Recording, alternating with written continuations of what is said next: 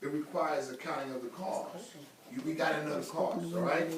Any ministry for God does not fully or accurately inform its participants of the total cost of success is at best leading, that word should be best, leading and at worst deceiving. We don't want you to go into this deceived. We don't want you to begin to work and continue to work with Jesus Saves Ministry being deceived. We don't want you to get to the point, well, that's how Bishop was, that's what we used to do. It's not that. You cannot think like that anymore.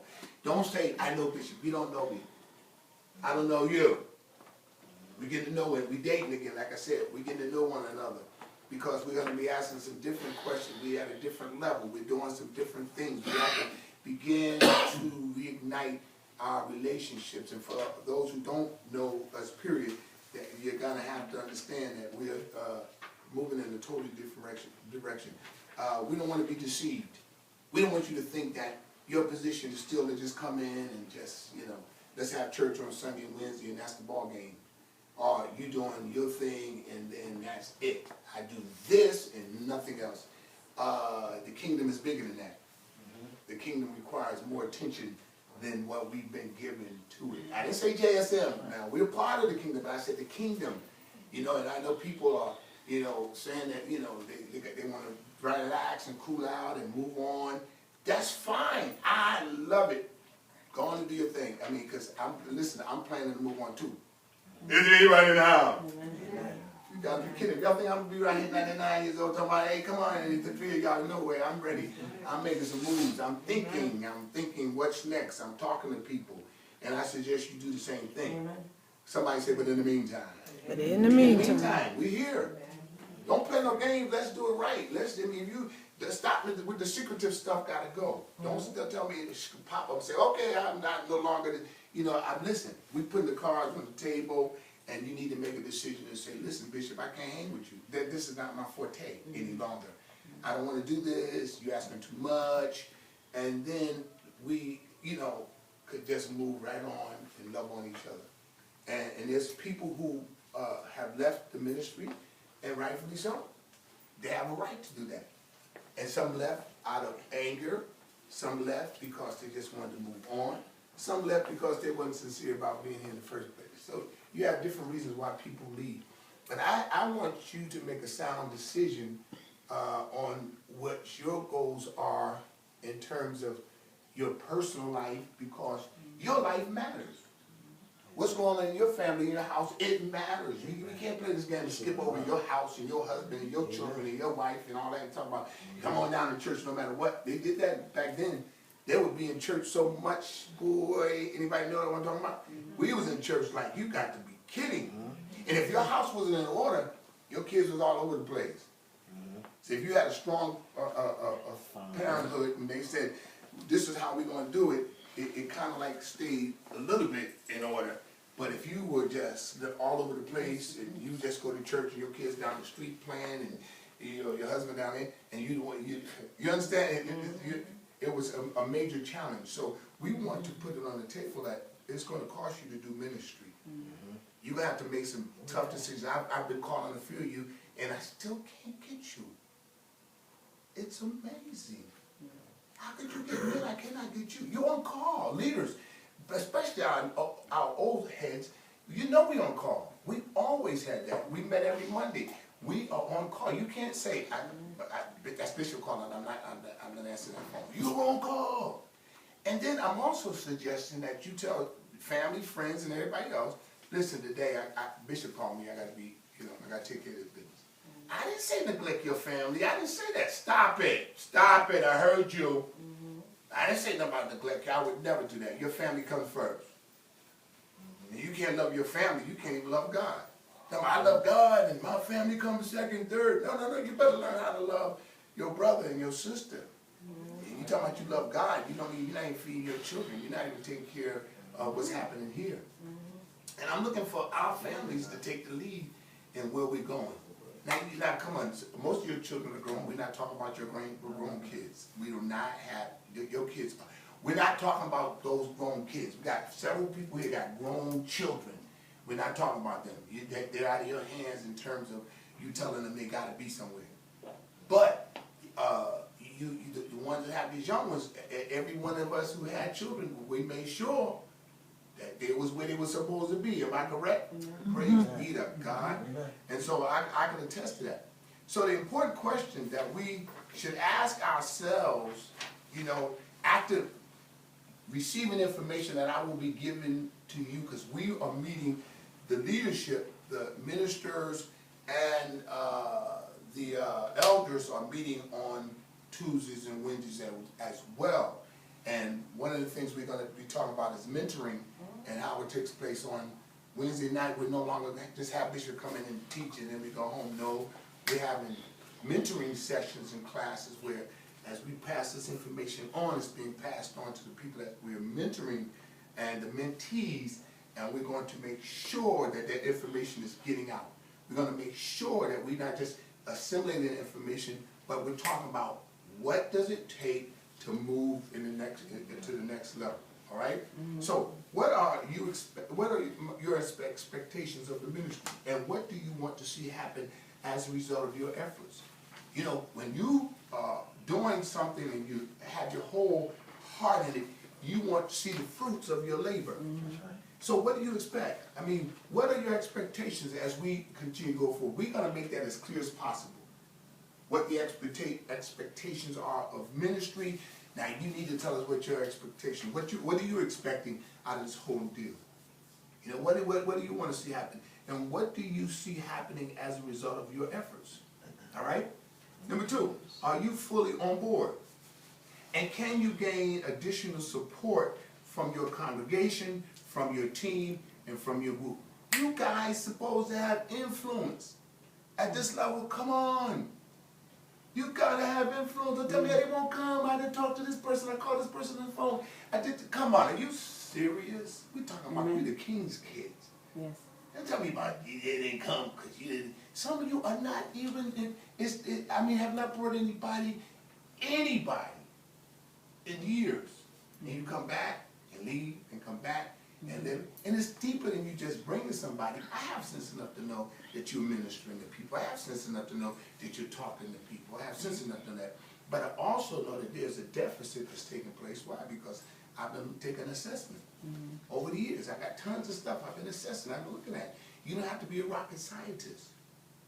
I know change is coming. That's why I keep showing. How long ago? It was 2-3 years ago I showed that Who Moved the Cheese. Why do you think I showed you that tape? Why do you think all the material I gave you? I don't give out stuff just to give out. I give it out so you can take heed, listen to it, make some decisions. I'm asking you to make some decisions about where you want to be in your own personal life and where you want to be in the ministry. Because I'm going to be saying, I need to call you, I need to get in touch with you. I need you to be an example. I need you to take the lead. I've had people resign on me. I had people quit on me. That's okay. All of you have a right to do that. But let me tell you something.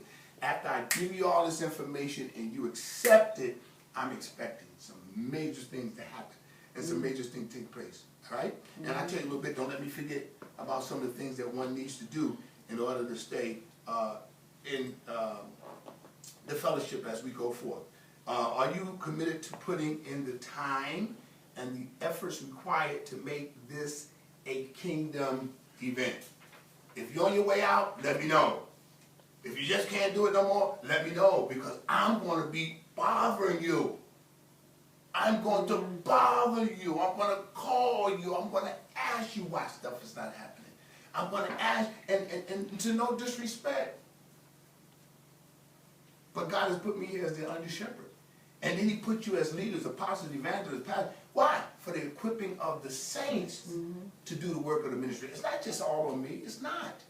So if your schedules won't allow you to do that, I'm going to respect it. But respect me. Respect me. Respect me when I come to you. Don't start wanting to fight and get mad at me. Respect me when I say A, B, C. I'm not trying to get in your business. I'm trying to tell you what to do. I'm trying to make it as clear as possible so you can count the cost. This is going to cost me too much. This is costing me too much. I'm working too hard. I go to work and I come home now, he wants me to do this. Oh, he calling me at 12 o'clock at night, telling me to go to the hospital. Oh, he wants me to go to the nursing home. Oh, he wants me to go see this person. Oh, hey. Praise be. That's how we do it. I'm going to make sure I get this information to you so you could make these decisions, and you need to make them and let me know what's happening. Are you committed to putting in the time and the effort? That means some other things that you hold dear to you. It's going to have to be put on the back burner on the side. That does not mean you're not taking care of business. That's why as I give you this information in a timely fashion, as a individual, you should be able to manage your own time. I can't manage that. And I always learned, and I'm one who understands that individuals who are busy, if you want to get somebody to do something and get it done correctly, most of the time, people don't believe this, find a busy person. Find a busy person. A busy person knows how to manage their time. A busy person is busy. I'm talking about a busy person that's fruitful, not just all over the place, because they know how to put their schedule in place and put things in place. That takes a lot of teaching and time and work to put things in place. So all those things matter, all right? Time tips. Shouldn't you just say no? Hey, that's what I need you to do. Tell me no. Don't act like you're faking me, and then I'm looking for you to have stuff in place and looking for you to be ready for this, and all of a sudden, I'd rather you tell me no, I'm not doing it, I can't do it, no, I don't want to do it no more. Okay, we're on an even footing, all right? But I'm going to either myself personally or those people who are willing to take the lead and be a leader, all right? Because I need some other people that's going to take the blow. I need some other people that other people are going to get in their face and say something, or say something, whatever, without everything falling back on me. I need individuals that, willing to take, the hit. I need some hitmen. I don't know if that's right. Hitman is going to hit the people. Whatever, I don't know how to go, but I need some people to be ready to make some tough decisions. And don't even come ask me. Don't even come talk to me. You know what I mean? If I put you in charge and you're supposed to run a particular ministry, don't be nasty to people. Don't beat up people, but let them know this is what we do. This is how we do it. This is what the stipulations are. Do you ever been? Yes. Somebody been for us. You ain't that bad. You're gonna be so stick to it to what somebody said that you can't change it. No, sometimes you might override me and say, I know Bishop said that, but listen, this is what we're gonna do. All right? I do that all the time in class. I told them, they're like the principal teacher. I said, well, you finish your work, go ahead over there and commit it. I do it all the time. But I can get in trouble, but I think they trust me enough to understand that I'm not defying what they said. This person's sitting here, and he or she could have, moved on. You got to sit here. So I make a decision. That's not necessarily the decision of the entire school. But I know they make exceptions for individuals. Anybody, supervisors, never did that before? All right, so I want you to understand it. Does the request, help Pastor Angela out with that a little bit, the request to take on one more task past the following. Does the request to take on one more task past the following? This is the time tips. How important is this? Again, I keep going back to self-assessments because we want you to see how important it is in your life. Is it working for you? Is it something that you can live with? So how important is this? Really to me as an individual. Or to the organization. Because notice I said to me and then the organization, because we like to separate ministry. We like to say, church is over here, don't mess with my personal life. Don't mess with my family life. Come on. You gotta be kidding. How are you gonna separate? I mean, there's certain things that needs to be separated, but when it comes down to kingdom business, there should be a flow in terms of ministry. There should be a flow. What you do in terms of ministry shouldn't be so far off from what you do at home. What you say in ministry should not be so far from what you say at home. If you say in another conversation, if you have another conversation, and when I say conversation, I don't mean just what you say, but how you live, there's a problem. There should be some consistency in the conversation, what you say and what you do. So it's important. And I know some of you heard this. Most of you have seen a lot of this material I can change it yet. We haven't touched the surface of it yet. I got tons of this. We haven't touched the surface. And what I'm saying to you is that, okay, to give this out means nothing. What's our next move? All right? Does the request to take on more tasks past the following? How important is it really to you or to the organization? Self-assessment. See how it's important. Is it important to you to get involved with Bishop for another 5 years? Or is it time for me to move on? You got to make that decision. But I'm telling you, if you make the decision to stay, let's work it out. Amen. Come on, I'm not an animal. I'm not crazy. I'm not some hard master built. No, I'm a gentle, loving, Giant. beautiful person. You know I am. Amen. Yeah, I gotta say amen if y'all want. I don't care. I said I'm telling you what I giant. am. I'm telling you. I'm telling you I am. I said- But come on, even the nicest person, you can't push them to the wall and just keep pushing them. You can't. And then you can't wear that person out. You can't kill them because they're nice. If they let you, then that's their problem. You know, I need help. I've been going to some of the meetings. I've been backing off. I haven't even been listening to some of your conversations verbally, but I've been hearing some of your conversations.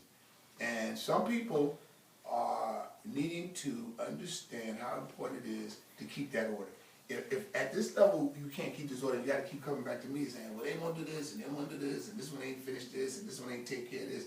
I'm coming back. I want to know why you haven't dealt with that. Don't come to me. Why haven't that been taken? And I want you to do it nicely.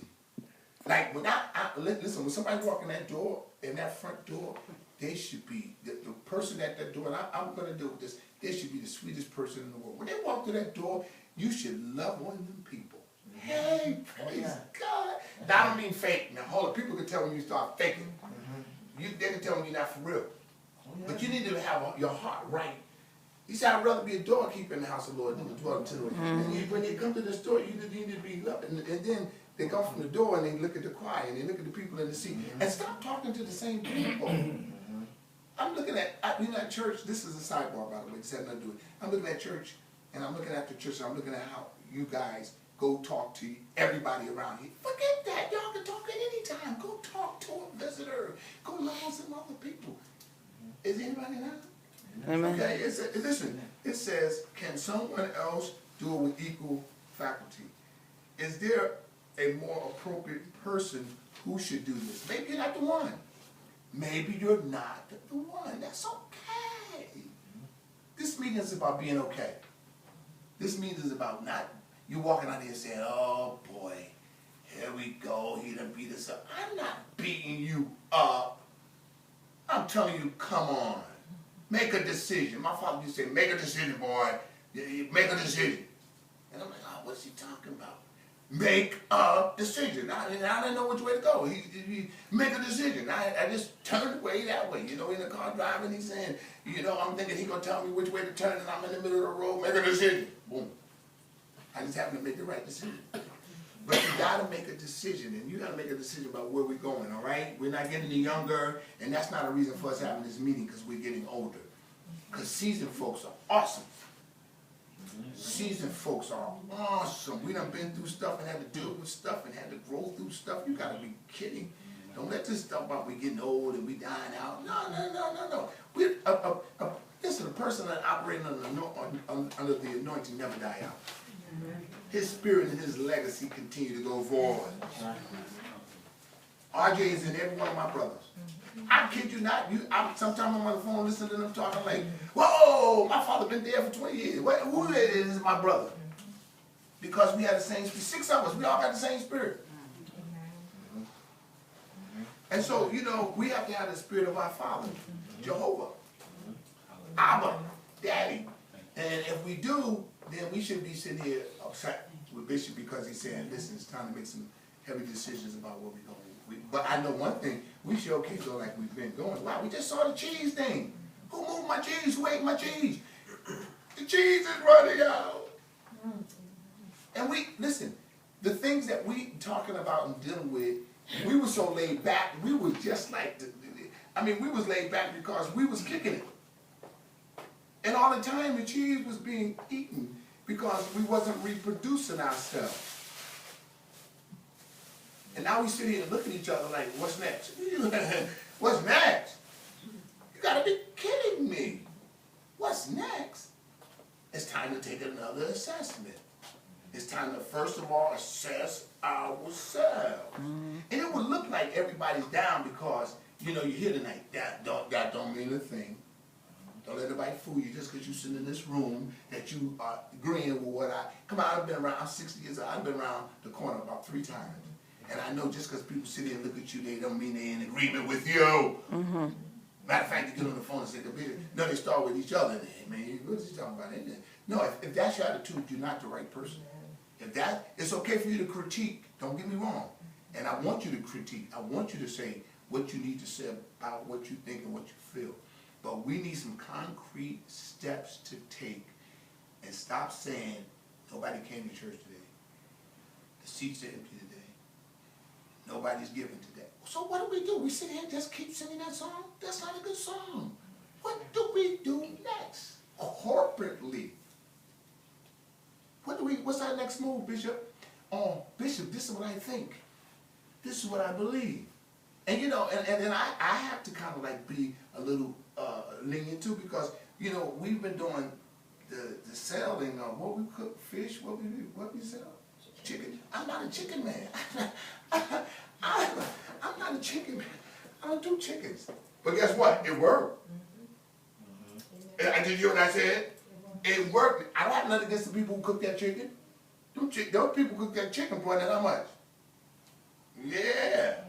But is that what I believe is the best for a stone? But somebody had enough nerve to say, let's do chicken. They didn't care what I thought. They didn't care, not that they didn't care what I thought. They said we can press on in spite of what Bishop says and let's make this happen. And they made it happen. They didn't do nothing bad. I'm just saying it took a whole bunch of chickens to die for us to do what God called us to do. We're going to need more chickens than that. But in the meantime, we took those chickens and we met the challenges that we faced. So, I have to make adjustments. That's not what I fully believe, but I have to make adjustments and say, hey, as long as it's not crossing that line of doubt and disbelief, we go ahead and go forth. So that's just one of many of the examples. And if you want to interrupt me, go right ahead. How important is really to me, organization, where am I? 5? 6. Does it need immediate attention for me or someone else?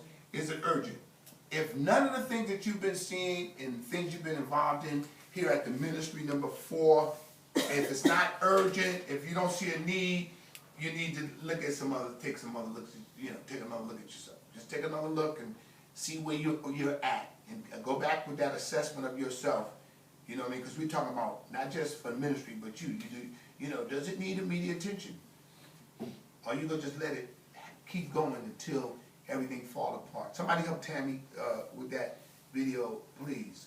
She's been holding for a long time. One of you gentlemen, if you can. It says, what kind of information, sit down another Rick, we also have protocol. You younger folks, you listen, in the Army, in the Marines, the police, they always have synchronized movements.